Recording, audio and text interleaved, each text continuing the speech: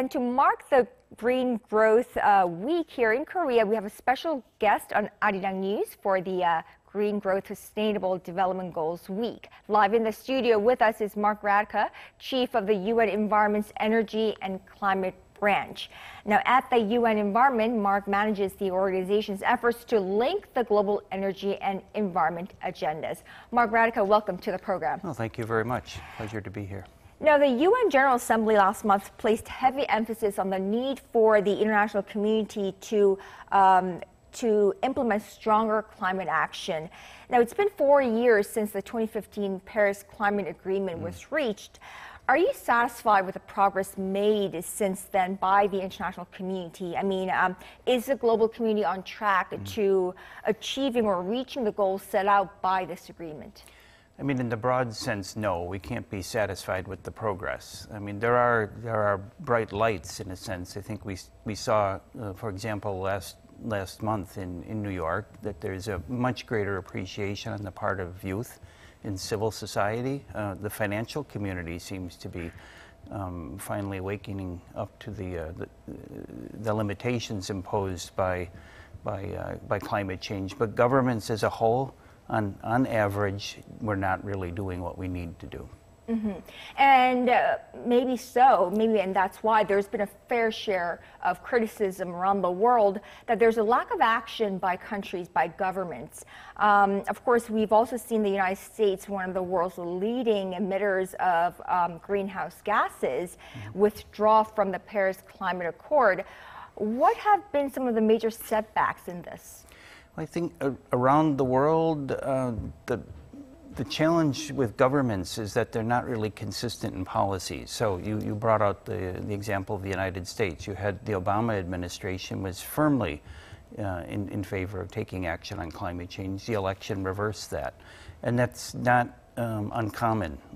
Changes in government in Europe and in other countries, other parts of the world have basically reversed progress on the policy front. And the policies are very important because they set the tone for investment decisions made by the private sector and so on.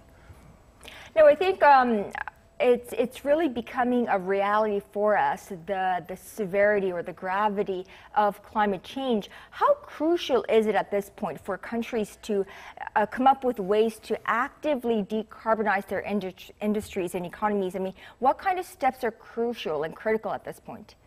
Well, for governments, what we really would like to see is more emphasis and more money put on innovation, on the emerging technologies, which is often where governments play a crucial role. But we don't have to wait. There's an awful lot of things that can be done now based on existing technologies. We waste a lot of energy. Energy efficiency is a big win. And there's really no excuse for not doing the sensible things that have already been identified. And often that is a matter of government policy.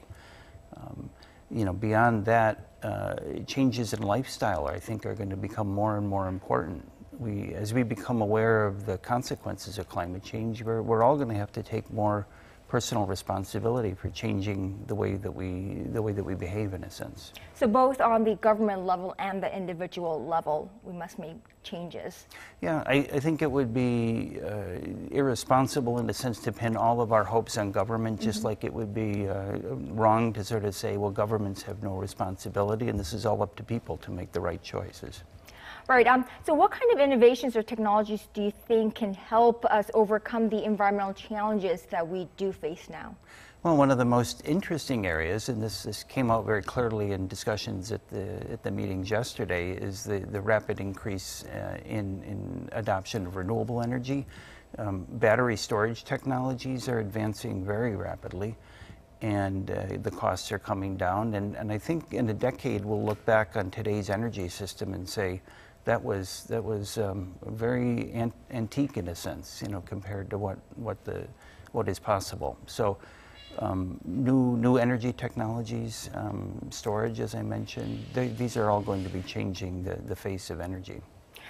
Now, Korea in the late 2000s introduced the Green Growth Initiative, aiming to transform its high carbon industries into high-tech green economy. This initiative, however, has more or less lost steam over the past decade. Do you have any recommendations for Korea moving forward or going forward towards a green economy?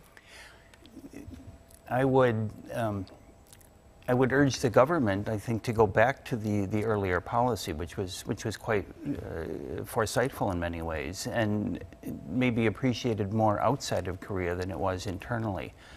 My understanding is that Korea suffers from the same problem in many governments. You have a change in administration. There are new programs rolled out. So we went from green growth to the creative economy, I believe, and green growth kind of disappeared domestically. Not entirely. Korea is still a leader. You host the Green Climate Fund Secretariat in Incheon. The Global Green Growth Institute is very prominent on the international scene, but I think there's a greater appreciation almost outside Korea than there is internally. Now, are there any green growth motivations or initiatives that you've seen Korea take in recent years or recently that you find impressive? No, but I have some, I've been thinking about what Korea might do, and I think with your engineering expertise and the skill set that exists in Korea, when one thinks of the changes that need to occur, I think the country is ideally placed with regard to innovations in information technology, batteries, as I mentioned, storage technologies. You have a good regime, I think an underappreciated regime for renewable energy. I've heard comments that Korea is too mountainous, we can't have renewable energy. Well, that would be kind of an interesting thing to test out, in fact. So green engineering that Korea could absolutely. test out.